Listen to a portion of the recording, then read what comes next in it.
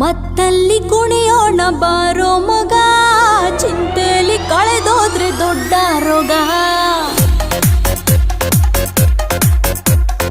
ಇದ್ದಾಗ ಅನುಭವಿಸಬೇಕು ಮಗ.